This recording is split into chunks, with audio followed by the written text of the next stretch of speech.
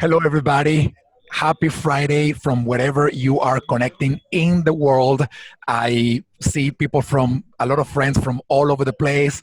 Super happy to be part of the launching of the Hacking HR Athens chapter, one of the many communities that Hacking HR has around the world.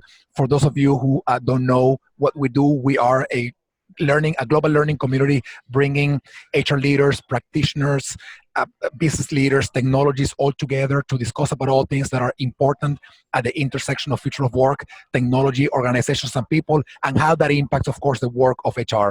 It's really exciting to have the Hacking HR Athens chapter launching with the one and only George Bersin, who, by the way, this is his first LinkedIn Live. So you guys in Athens are doing your first Hacking HR Athens chapter meetup, but we're also having Josh Bersin for the first time on a LinkedIn Live. So I hope you enjoy the session. We're going to have about an hour, a little bit over an hour of today's conversation. And I want to introduce Stella, who is a member of the Hacking HR Athens chapter, to explain to you what we're going to be doing today. So thank you so much for joining. My name is Enrique Rubio. I'm the founder of Hacking HR, and I hope you join either the Athens community or the many other communities that we have around the world. So Stella, Josh, please kick it off. Hello, everyone. Kalispera, Yasas. Greetings. Thanks so much for being with us. I'm Stella Leonidou from Athens. I'm one of the six Hacking HR Athens chapter liaisons here. I'm joined by my comrades here, and it's going to be our first event. It's going to be an English-speaking event because we have an international audience with us. We plan to organize, of course, other events in Athens. This is our first one. And if you have any questions about what you're going to be hearing and you want to address them to our speaker, please write them on the LinkedIn live chat, and we will answer them immediately. So without further ado, let me introduce you to our speaker, Mr. Josh Bersin. Hi, Stella. Hi, Josh. Thank you so much for being here. Sure. Josh, of course, is a very well-known person, but just allow me to say a few things for you. He's an industry analyst, a researcher, an educator, a technology analyst. He covers all aspects of corporate HR, training, talent management, recruitment, leadership, and workplace technology. He was the founder of Bersin and Associates, which is now known as Bersin by Deloitte, and he's the dean of the Just Bersin Academy, hands down the best place to for all HR professionals to grow. His professional goal is to make work-life around the world better by helping HR professionals and teams learn. So please, I'm handing over to you, Josh, to start this amazing presentation of how the HR profession is going to look like in 2020. Great, thank you, Stella. And Stella was one of the founding members of the Bersin Academy, who has been very big supporter of us, and I just cannot thank you enough for what you've done. So I'm going to share my screen, and hopefully this will work. Is that working? Yes. Okay, so let me swap this. Okay, so what I'm going to do for about 45 or 50 minutes is give you a whole landscape of what is happening in 2020 from my perspective, and what are we going to have to deal with in HR. And it's going to be a very exciting year. We have political elections in the United States. We have economic issues going on. We have workplace issues, health and safety and well-being, lots and lots of things. But it really comes down to, first, work itself. And, you know, as many of you know, I've been studying this for a long time and had, you know, almost 6 years at Deloitte working on this. The world of work is being transformed by technology. And we did believe for many years that technology was going to make work better. And it's certainly intended to make work better, but it doesn't always make work better. And I think we're in a stage of the economy where we're not sure where it will make things better and where it won't. You'll be able to read, my predictions report is coming out either this week or next week in sort of more detail on all that. But one of the things we do know is that automation has changed the nature of jobs. And this is very clear now, whether you believe that, you know, jobs are going to be eliminated or not. I don't believe they are, because if you look at the unemployment rate, it's extremely low in most countries. But usually what happens is the people and the skills are in the wrong place. But separate from that, the big transformation that's clear from digital transformation of business is not that everybody in companies become software engineers. The software engineering community is around 2.5% of the workforce, maybe 3% at the most. It's 97% of us are consumers of technology, we're users of technology, and we are now becoming service professionals and service workers.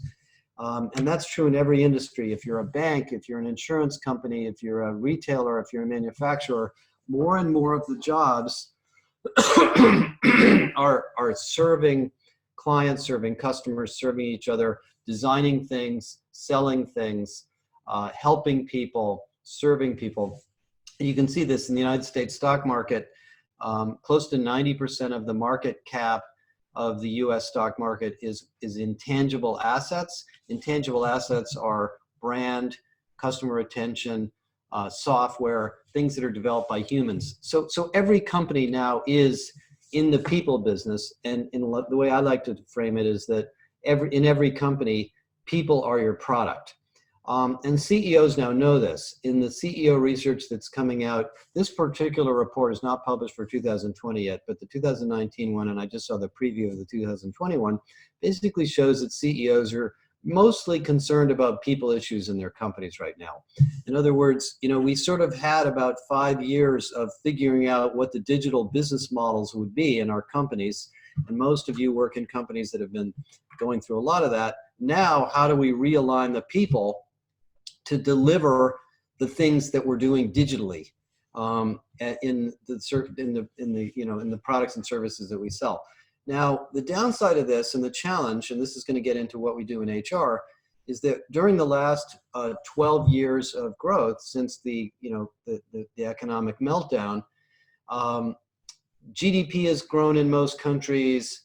Revenue has grown. I mean, the profit numbers that came out last week from the banks are just astounding. I mean, you look at the amount of money that companies are making, it's almost too much, but the economic productivity numbers are not growing at that rate. They're actually growing significantly slower. So what that means is that the workers, the humans, the people in our companies are working harder, more hours. We're shouldering the burden of the digital transformation through stress, anxiety, and I'll show you the data on that. Next year, I can't guarantee what's going to happen. I really have no idea. I have been in the workforce for about 40 years, maybe a little more than that. And, you know, I would have guessed that by now we would have had an economic slowdown. But there are places in the world like Australia that haven't had a recession for many decades. But what is coming out of the data is that CEOs are becoming more cautious. And so we're going to definitely enter a period of time where maybe we won't have unlimited budgets at HR. Maybe we won't be able to go out there and do a $50 million workday project like we could 3 or 4 years ago. And that will hopefully happen in a nice way and won't end up with a big mess on our hands with all sorts of layoffs.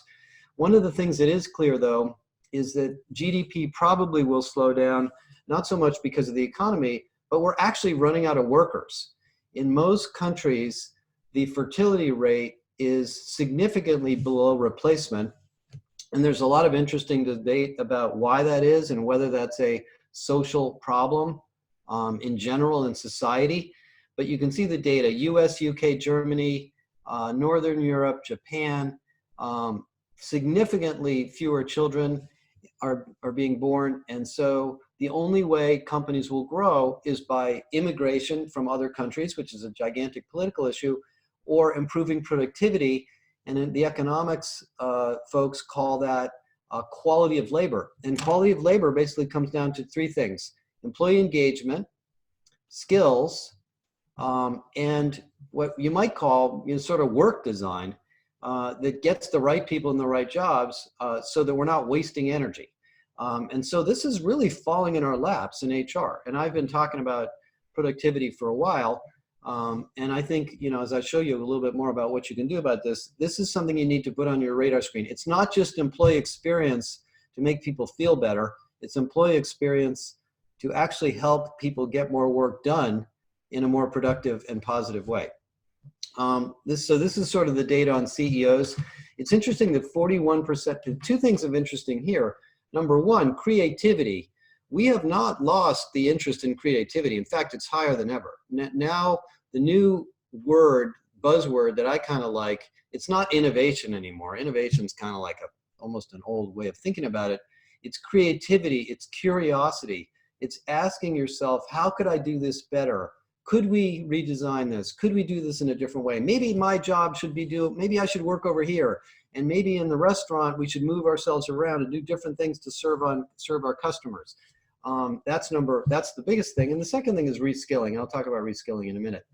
I think on the side of employees, there's a lot of ways to look at employee engagement, but the word that I believe summarizes the employee experience today is anxiety.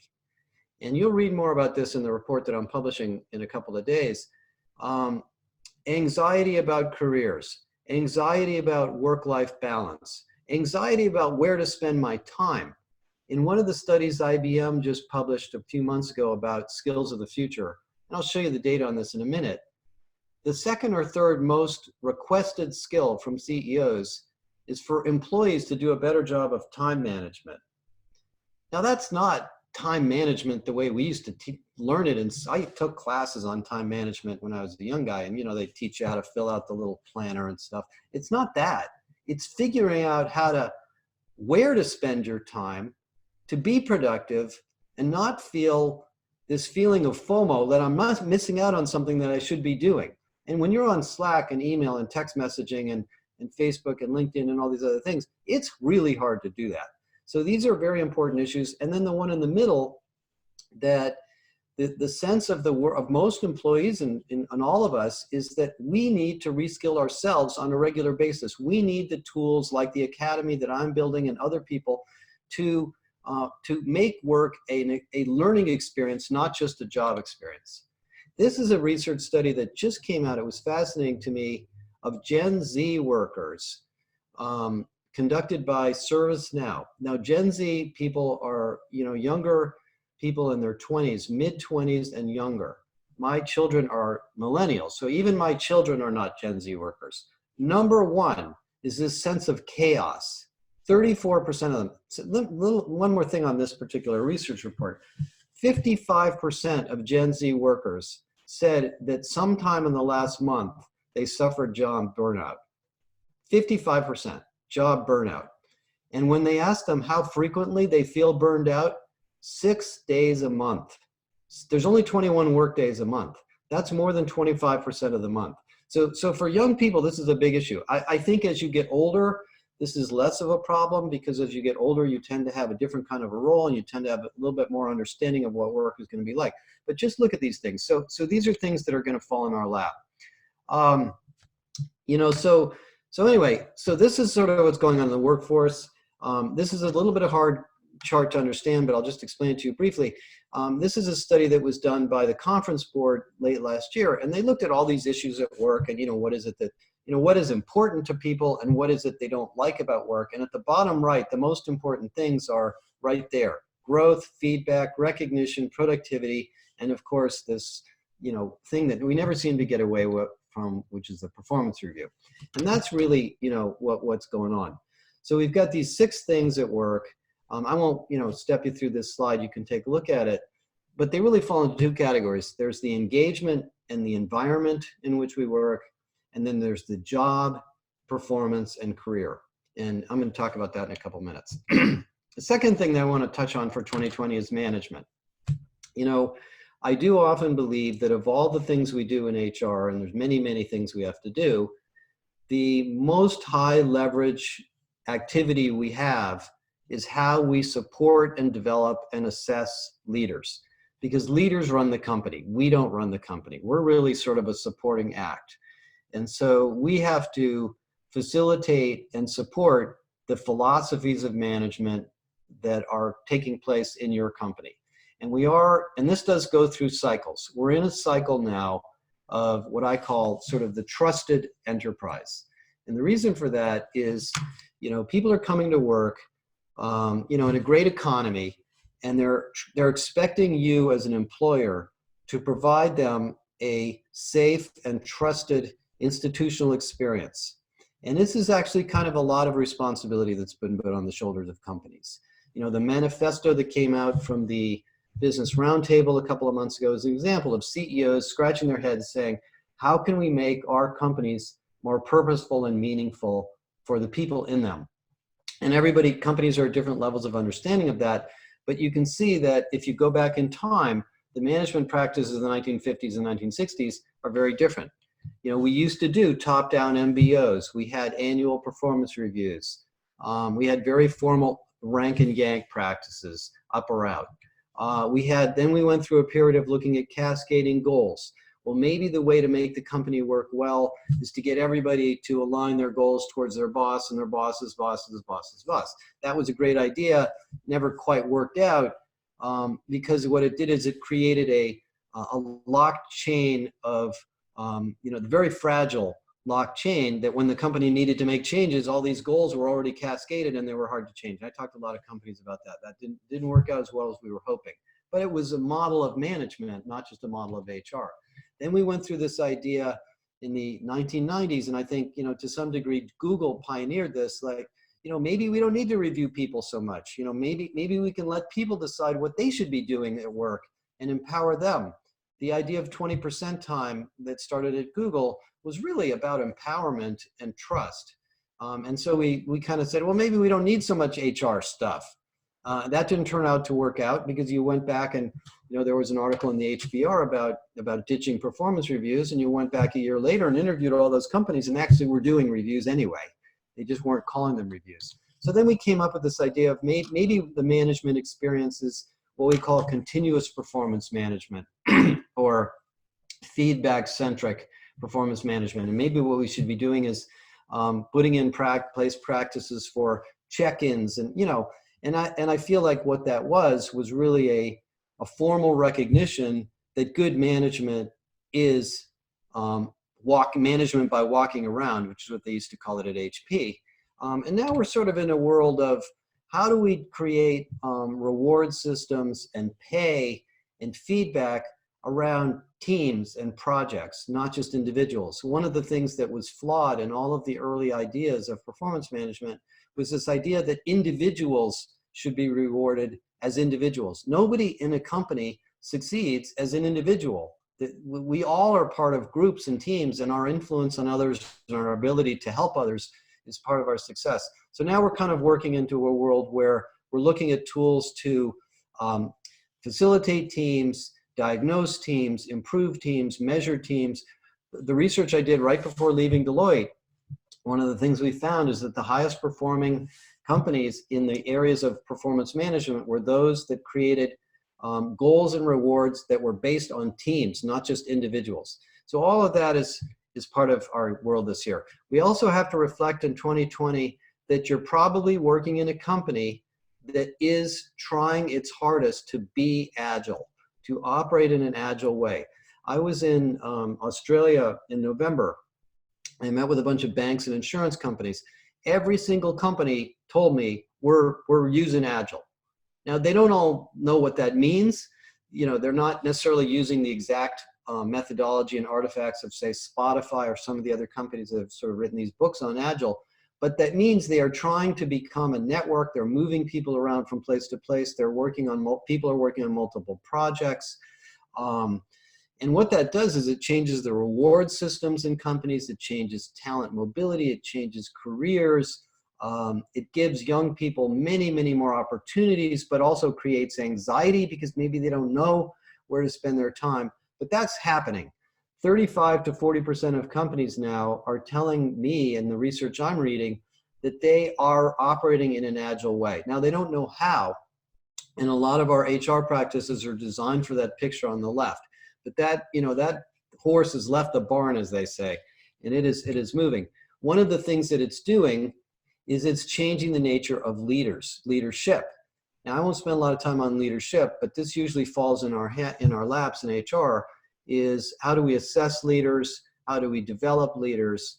And a couple of things that have happened there. First of all, the leadership gap is as high as I've ever seen it. CEOs are concerned about the pipeline of leaders they have.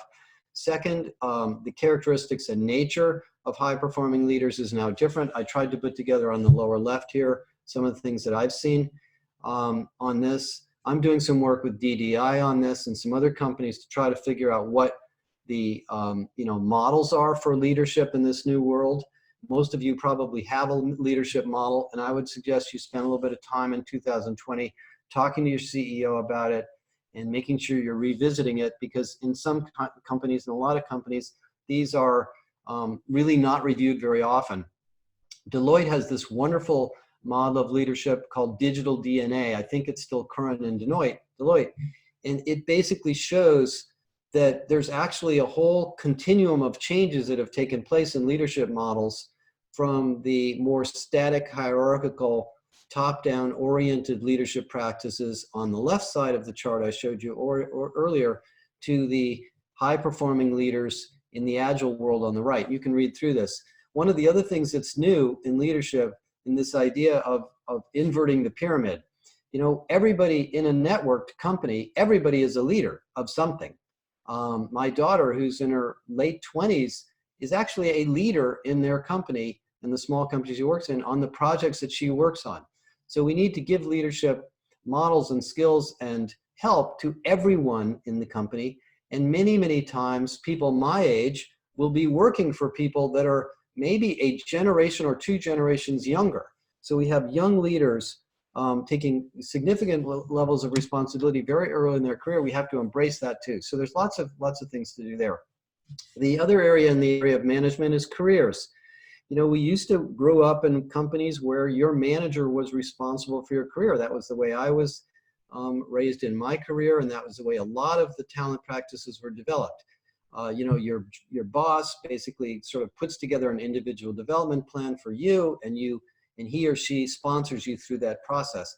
Well, that's not really the way it works anymore. Today, in most companies, we are responsible for our own career. That used to be sort of a negative statement that, if the company didn't have anything for you, they would say, you're responsible.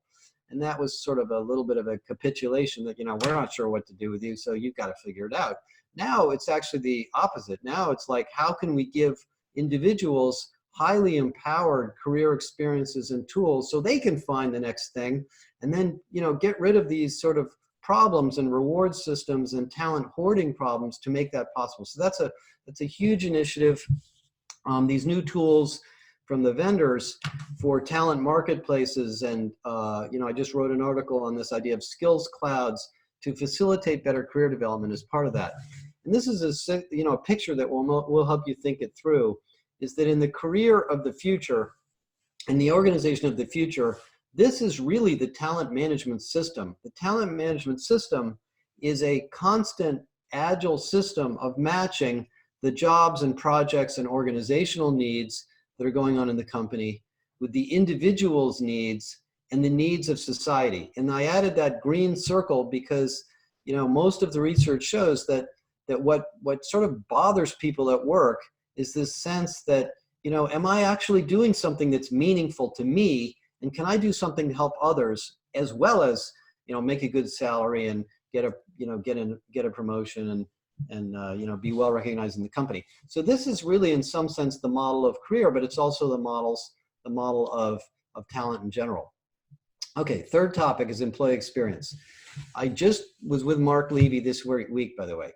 Mark Levy's the guy who was at Airbnb and first coined the phrase. So everybody's talking about employee experience. It's on every software vendor's website in HR. I'm sure it's on the top of your list of HR things to do this year. Let me give you a couple things on that to think about. To me, there's a coin with two sides. One side is employee experience. The other side is employee productivity. They're actually the same coin. Because if you have a model in your company of sustainable productivity, people are actually usually pretty happy. If you're in the right job and you like your job and you're able to do it, you don't usually complain about it. And sometimes you work extra hours and you get a kick out of it. That's certainly been my experience. But that's not easy to do. One of the things that's happened, of course, in employee experience is we have been asked in HR to basically do everything. I mean, this is a small list of the number of options and perks and benefits that you can do to try to improve employee experience. I actually sort of laugh about some of these things that companies do, and it's not without the best of intentions. We're going to be asked, and you're going to be forced, and you're going to get vendors coming to you with all sorts of things you can throw at your workforce to make their employee experience better. And I would say in 2020, you need to be a little bit careful, because this is a market that's maybe gotten a little bit ahead of itself. Give you an example of that. I had a wonderful meeting with the CHRO of Dropbox. Dropbox is a tech company here that went public. A couple $1 billion or more market cap, 2,000 or 3,000 very, very talented workers. They had, all sorts of gourmet food and free breakfast, free lunch, free dinner, commute allowance. I think there were massages at your desk, all sorts of cool things. She looked at the amount of money they were spending on that, found out it was a significant percentage of wages. And she went back to the engineers and workers and said, you guys really want, here's how much we're spending on all this. Do you really want all this? And she said she was surprised to find out what they said once they realized how much money was going into it. They kind of said, no, we don't really need all that. What we'd really like is better pay. We'd like more bonuses. We'd like better work tools. And we'd like you to spend more money training our managers so we have better managers in the company. So my warning to you on employee experience is sort of go back to the basics of what makes people happy. And you can look at Maslow's Maslow's hierarchy, and it does come back to sort of fundamental issues. I've done a lot of research on this. You can read about the Simply Irresistible model from Deloitte, but I think the employee experience problem isn't all of the benefits and perks. It's some of that, but it's really making the work itself meaningful. This is a study that I did with LinkedIn late last year, and we surveyed 2,100 or so professionals. I guess it was 2,800. And we asked them, what is the number one thing that would make you happier at work? Is it more money? Is it your manager? Is it the people? Is it having a best friend, as Gallup used to say? Is it growth? Is it development? And the number one thing was the job. I want to have a great job. I want to love my job. And that makes perfect sense, because you go to work to work. You go to work to contribute to society. You go to work to help other people. You go to work to make money. You don't go to work to make friends. I mean, if you can make friends at work, that's great. But when the work itself isn't what you want, that's the number one thing. So that's just sort of a little bit of a reminder on getting back to that.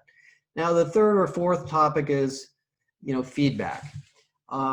We're now in a really incredibly interesting time in society where, there's data about everything, everywhere, all the time. It's frightening how many accounts on our emails. You just turn on the news and you can see what's going on in the political environment. And, we need to take advantage of that in companies. And this is an old chart, but I love it because it just sort of makes the point that all the good data is out there in the front line. If you're in the field, if you're in the restaurant, if you're in the sales office, if you're with the customer, if you're with the client, you know what's going on. The higher up you go, the less you know about what's going on. And, we can't do management by walking around, which was the old HP idea. We have to do it through data. And this is a really fascinating part of HR, because we are really, in some ways, have been responsible for a lot of this.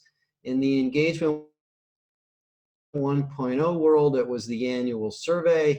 Most companies have moved beyond that, but there are still a lot of companies that don't do annual surveys. I've talked to companies that still do employee engagement surveys every 2 years or every 3 years.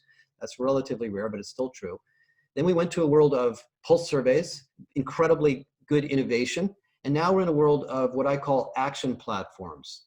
Surveys and data that you can collect on a near real-time basis that you can use not for HR, because we don't really need the data. I mean, it's nice for us to have it. We need to turn it back over to the business people so they can use it. And that's really, I think the big thing in 2020. In 2020, you need to get your head wrapped around this and buy a system. There's tons of technology vendors. I won't spend a lot of time on all of them that do this. You may have one already that pull this into an architecture. You don't have to build, if you're a big company, you can get an analytics team to help you with this, but make sure you're collecting this data and that it's going directly back to the line managers, the leaders, and the recruiters and other people in the company that actually need this data. And you can see there's many ways to connect it. Now, one of the cool things about this space is that Microsoft has built a lot of this right into Office 365. So if you're a Microsoft shop, you actually have a lot of data in this product called Workplace Analytics that will help you with some of this. You can get it from Workday has tools like this. Almost all of the core ERP systems have these tools. SAP obviously has a whole bunch of this. So you don't have to go out and necessarily buy a very expensive specialized system to do this. So this is going to be a big area. And this is now a part of the performance process too. I mean, we used to think that the engagement IO psychology group was over here in this corner, and then the performance management group was over in this corner, and then the leadership development group was over in this corner, and then we had the pay and comp. Those four corners are all now connected to each other.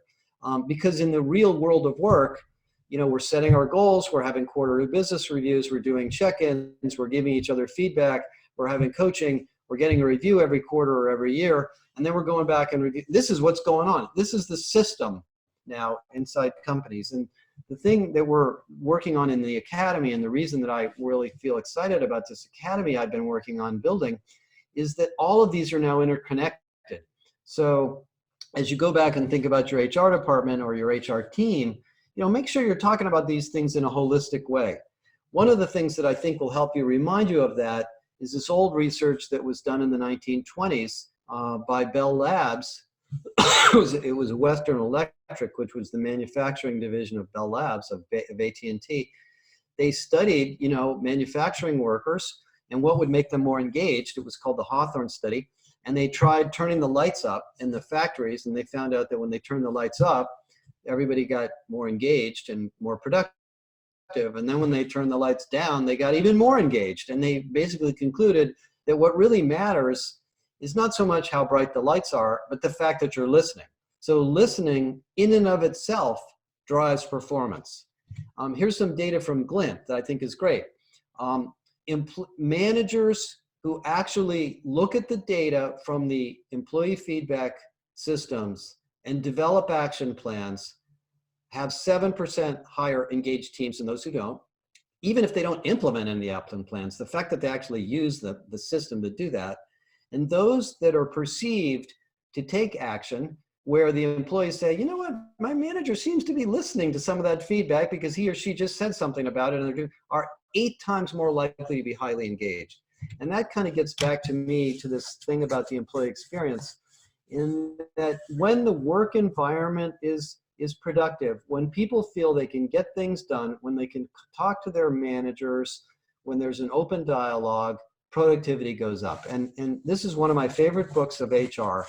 It's not new, it's been around for a while, but it basically is a story about how the most important thing at work is getting something done. This sense at the end of the day that you go home and go back to your family or your friends and say, you know what, I actually got something done today. I helped a customer, I helped another person inside my company, I finished a project, I did some cool work in a meeting or in a group, and that's really what's going on. The third or fourth or fifth point I want to talk about a little bit is learning. Learning is very big in HR this year. We've got reskilling, future of work, all sorts of drivers for this. The learning industry is very, very hot. There's all sorts of great tools. You can read my website with all sorts of things going on there. The average L&D department of a large company has 23 tools. That's way too many.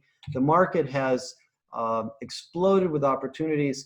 I won't take you through this chart. It's on my website, but what's really happening in learning is that the traditional learning management system technologies that we have in HR are being supplemented, not replaced, with all sorts of new things that are trying to build an end-to-end learning experience. The big topic in learning now is building a compelling learning experience, and doing that in a concept of both micro and macro learning. Micro learning, you know, this video is kind of micro learning. It's, you know, I'm not going to teach you how to do all these things, but I'm going to make you aware of a bunch of things that you can dive into and learn how to do, you know, after this little video is over. But maybe there's a course I want to go to. Maybe I want to go to the Josh Bersin Academy or somewhere else, and I want to spend 3 weeks really diving into a topic. We need to provide both, and we need to provide it in the flow of work. We need to provide it using the learning curve that happens at work in every job where we have, and I'll just build this out so it's easy for you guys to see, where we have, you know, large amounts of learning during onboarding, supplemental learning during the growth phase of your job, the opportunity to relearn and advance during a learning trough, the opportunity to get credit for what I learned through credentials, and the opportunity to teach other people. All of that is the ecosystem of learning at work. And so those of you that are in the L&D function, I won't spend a lot of time on that. You've got a lot of cool stuff to do in 2020, rethinking what L&D does, focusing on experience, looking at learning experience platforms, and doing what I call capability development. You know, the big thing that I think is going on in the area of skills and capabilities is not getting too bogged down on this idea of just delivering a whole bunch of video stuff and expecting people to get better at their jobs. Let me sort of talk about that for a minute here. What's been going on in L&D is we went through a period of very robust online learning activities through LMSs, and then we found those weren't really very compelling because people were going to YouTube and Udemy and you know, lynda.com and sort of finding their own content. So we said, let's create a self-directed learning experience at work. Let's go build a learning experience platform or buy one and just throw a bunch of content out there. And everybody was totally excited about that for the last 4 or 5 years. But now what we're seeing, and I'm seeing, is that that's really not moving the needle. The real needle, the real problem is building deep capabilities that are both deep and wide. And so I think what I would encourage you to do in 2020 is to read some of the things I've written about this idea of a capability academy. The capability academy is a place you go to advance your capabilities. The academy that I've been building, and Stella's been a big part of this, is a place to go to learn a lot of things about a domain in your job. At Cemex, it's a supply chain academy. At Cisco and SAP, it's a sales academy. At Capital One, it's a digital business academy. This is one of the things that you should do. And the reason to do it is because technical skills are not enough. In the new world of skills, we need technical skills and context skills. This is one of the most important books in L&D I think you should read. And this guy was actually on Fareed Zakaria a couple of weeks ago, so you can actually listen to his little video about it. But basically what he's discovered is something that most of us know, which is that our technical skills are great, but we need to learn context and perspective and pattern matching so we know how to use those skills in the right way at the right time. That's the problem of time management. Time management is not learning a technical skill on how to use Outlook Calendar. It's learning, you know, when to skip a meeting and when to dig into something and spend a lot of time on it and when to not spend a lot of time on something else.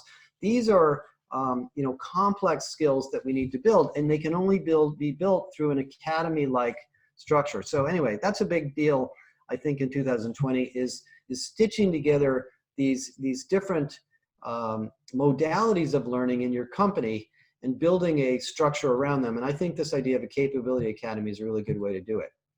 And I'm you know, doing lots of work on this. If you guys, anybody wants to talk about that, just let me know and I'll tell you more. Let me wrap up with a couple more topics and then I think we're going to stop. You know, one of the biggest, maybe existential changes in the business climate and work of world of business and work and HR is this idea of trust.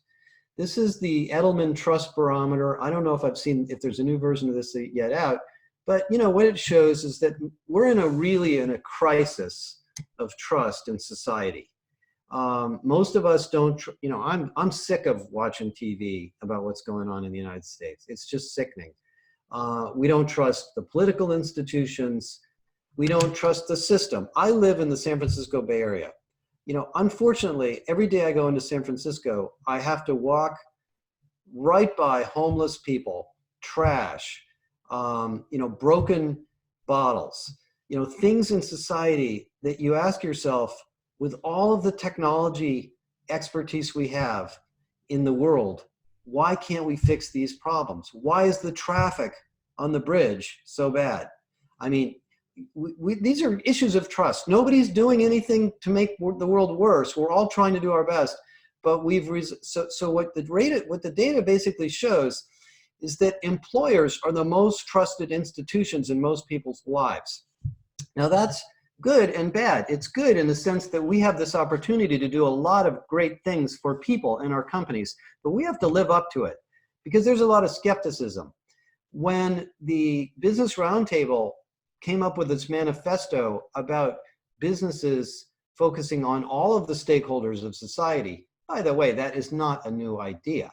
That has been around for years. If you read Conscious Capitalism, a lot of people have been talking about that. Almost the next day, a bunch of people said, put up or shut up. And, you know, and I don't think that manifesto is going to play out very well if we have a recession and all these companies lay a bunch of people off, especially when you look at companies like JP Morgan Chase that just had $8.5 billion of profit in Q4, 1 quarter. Now, how much of that money is going to be redistributed to employees versus shareholders versus you know, the CEO and other executives? You know, that's a good conversation to have.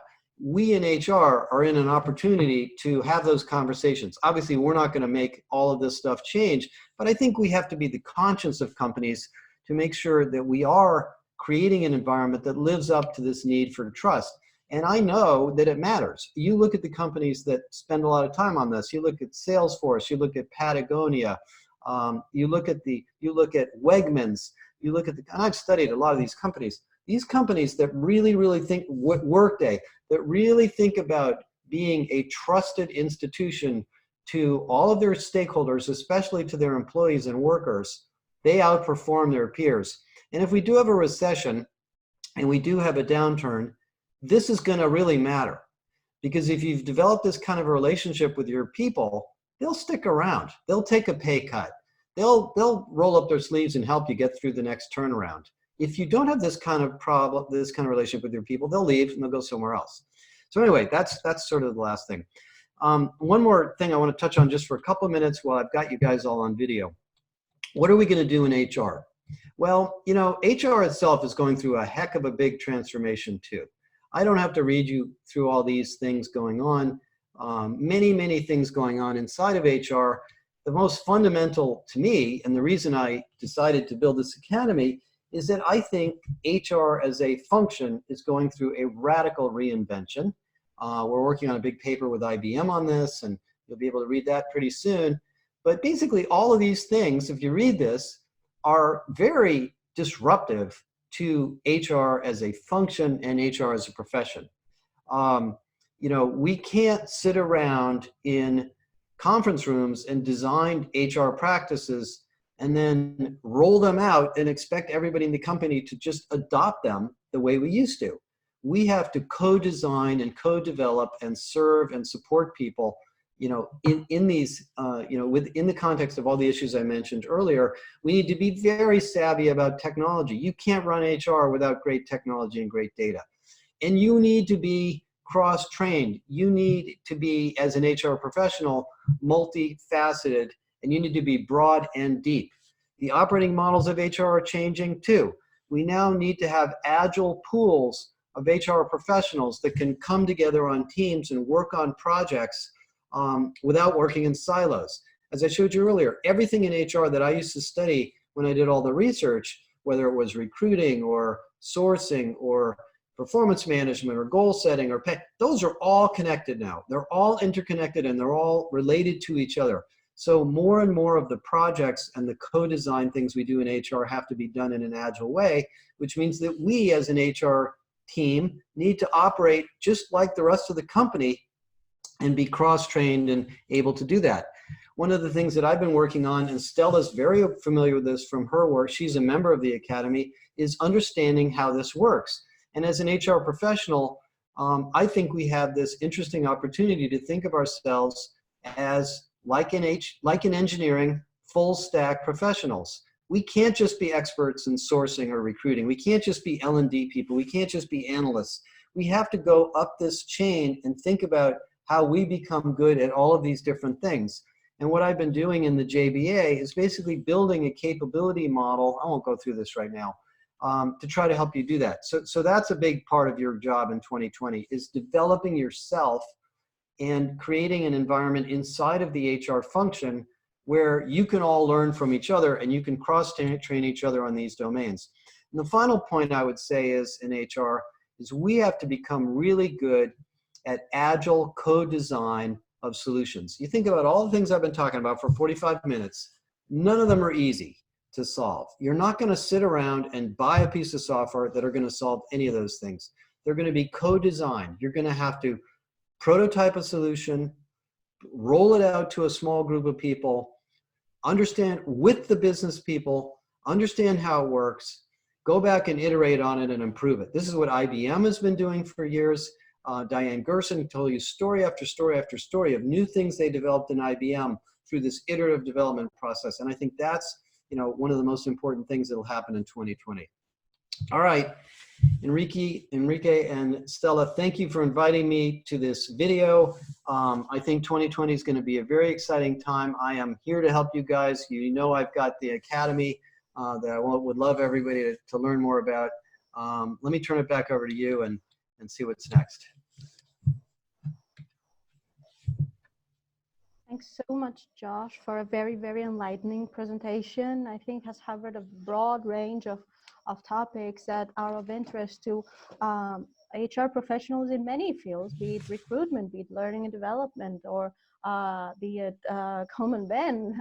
I mean, I think my personal takeaway point is that HR is changing, the environment is changing, the ecosystem is changing, the generations are changing, and the competencies and skills are different. But I'm not, let's just not quote myself. I'm sending you some comments from some of the people who Great. are listening. And for just FYI, I never expected to have like 140 people online on LinkedIn live for our first event. Thank you so much. You're for welcome. Being part of our journey. Yeah. And we promise we will not let you down. We'll keep it up. So what people are saying based on your presentation, like rewarding people for skills and abilities, not for position, is a big idea. Our very own Robert Burnside sent us this thought. Or young professionals are not comfortable with Agile because the systems are so regimented, and this. One more point. Let me add another.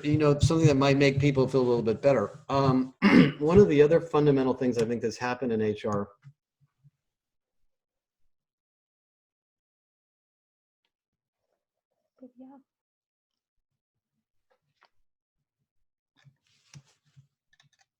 Yeah. Are so regimented, and this. One more point. Let me add another. I don't know. For some reason, I think I'm losing the connection. Okay. Well, there you go. We can hear you. I was just going to say one other thing to consider on the HR side of all this is that when I entered the profession, there were a lot of best practices you could copy. You could read a book on how GE did something, or Google, or whoever you liked, and you could copy it. You kind of can't do that anymore. You have to use the ideas and the innovations of others and then develop the solutions in your company that are unique to you. So it's really becoming a very innovative profession. So don't be afraid to, sort of think outside the box a little bit, because a lot of the older traditional sort of things written in books just aren't working anymore. Totally. What got us this far won't get us there anymore. Josh, you're sharing your screen. I don't know if you want to turn it off. I don't know how to turn it off. Oh, here We we go. Oh, yes, it's stop. green. We see ourselves several times in the I know, I'm screen. sorry about that. That's all right. It's a little bit confusing to me. All right. So we have a lot of Somehow I'll figure it questions out from the somehow. people here on LinkedIn Live, but because we don't have time to cover everything, the moderating team here has cherry picked some for you. Great. So one of the things that came from Petros, what do you think is happening in HR in 2020 that you personally never thought it would happen in 10 years back? What's happening now that I I guess I'm surprised at how team-centric, network-centric organization models have completely taken off. I worked in very traditional hierarchical companies most of my career. When I went to Deloitte, I had the wonderful opportunity to experience a really high-performing professional network company, and I learned so much from that. And I now realize that every company is becoming like a professional services company in its operations. And I am amazed how fast that is happening. Now, I think what we have the problem in HR is that we're sometimes stuck behind, because the stuff that we build takes a long time to get it out there. But the way people actually are working is agile. It is in a network. It's just happening. And the technology cuts through all the mess.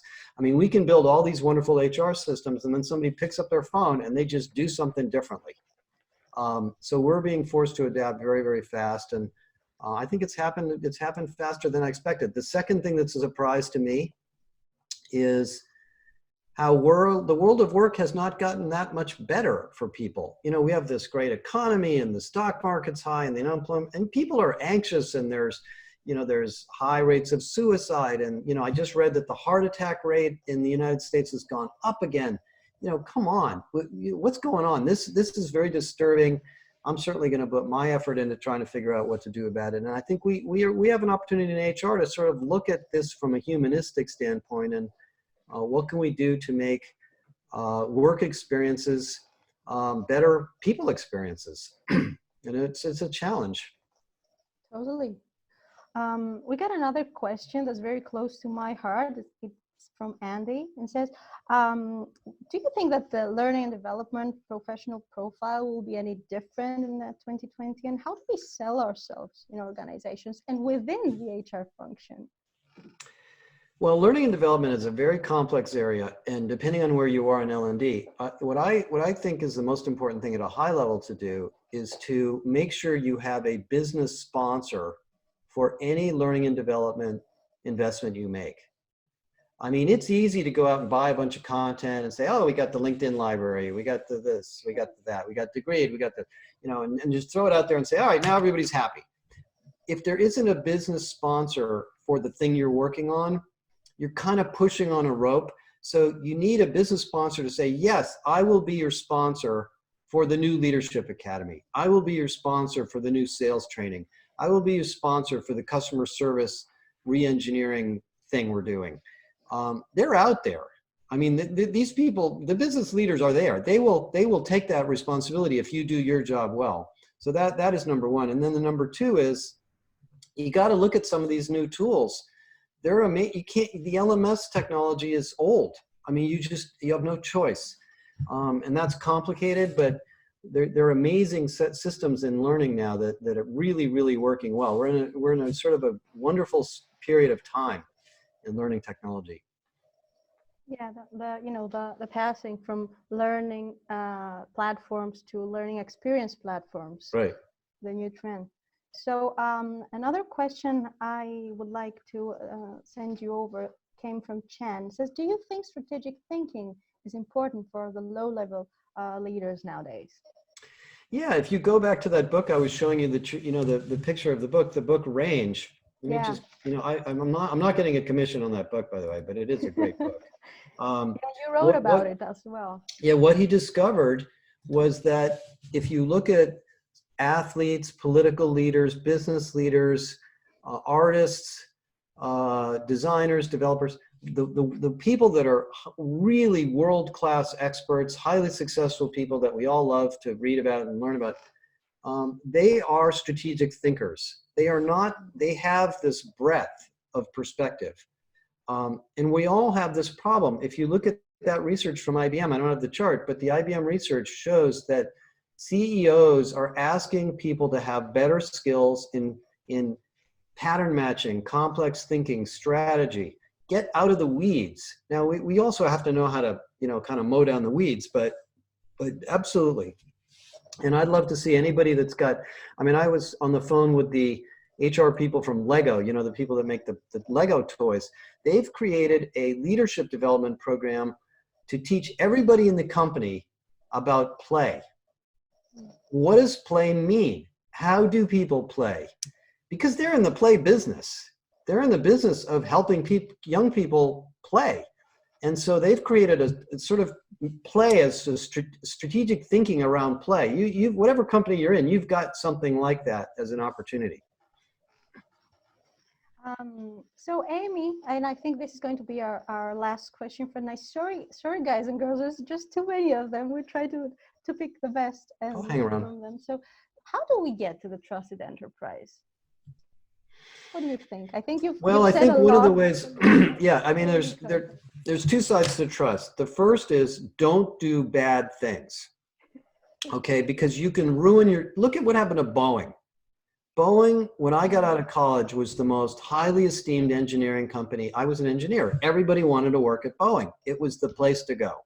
It was a whole bunch of little things that resulted in the situation they're in now, that started with something small. I'm sure there was something that happened that was small that somebody spoke up about and somebody else ignored it that resulted in the situation they're in now. So that's the number one thing, is don't let small bad things happen. Now, I don't know how you do that in any given company, but that's number one. And then so that's on the sort of the preventing a lack of trust.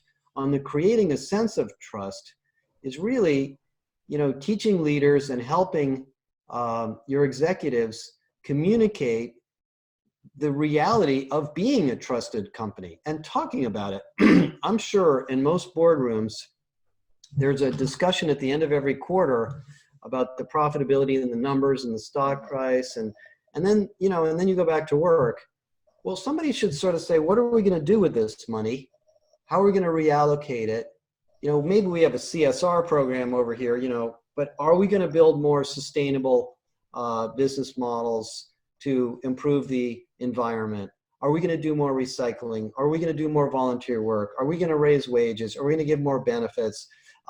Those kind of conversations have to happen. I know they're happening, but you get the opportunity to be in those meetings and then communicate that information to employees. They want to know what kinds of conversations you're having. Both sides, I think, are important. It really does impact employee engagement, people engagement. People feel valued because they feel they're part of the other thing I would say is, the other thing I've learned is you can be honest too. If you're not sure, if the company's not sure, like Google goes through this all the time. Google tends to have somewhat public debates about their kind of issues. I don't think that's a bad idea. I think people respect that, and it holds people accountable. All right. Let's wrap it up. I think it's time to, we're right in the nick of time.